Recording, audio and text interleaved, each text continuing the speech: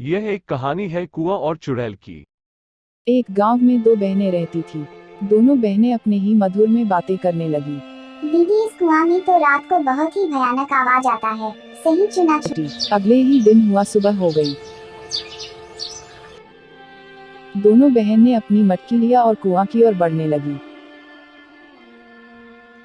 तभी कुआं को देखकर बोला। उसी समय पैरों का निशान मिला जो बहुत ही भयानक था। छोटी बहन अपनी ही दीदी से कहे कि मुझे डर लग रहा है। डरो मत बहनी, यह तो एक पैरों की निशान है। वह दोनों बहनें बातें कर रहे थे, तभी वहां से एक पड़ोसी आदमी गुजर रहे थे। उन दोनों की बातें सुनकर बोला, कौन कहता है कि इस कुआं से रोज आवाज आता है? रात को हमने तो कभी सुना ही नहीं। सब लोग झूठ कहते हैं, इसीलिए तो हम एक दिन भी नहीं सुने हैं। पड़ोसी ने घर जाकर अपनी मम्मी को बताएं। कि मम्मी, ये कुआं से रोज आवाज आता है। उसकी मम्मी बोल, बेटी है, किसने कहा कि रोज कुआं से आवाज आता है?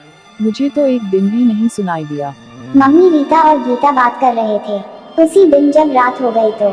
कुआं की ओर बढ़ने लगी। जैसे ही कुआं के ओर बढ़ने लगे तो वहां पर देखा कि एक बड़ा सा चुड़ैल खाड़े थी।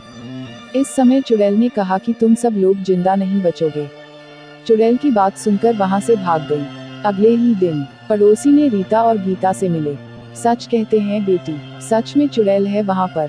इस बात को गोटा गांव फैल गई और उसे तब कुआं को हटाने के बाद की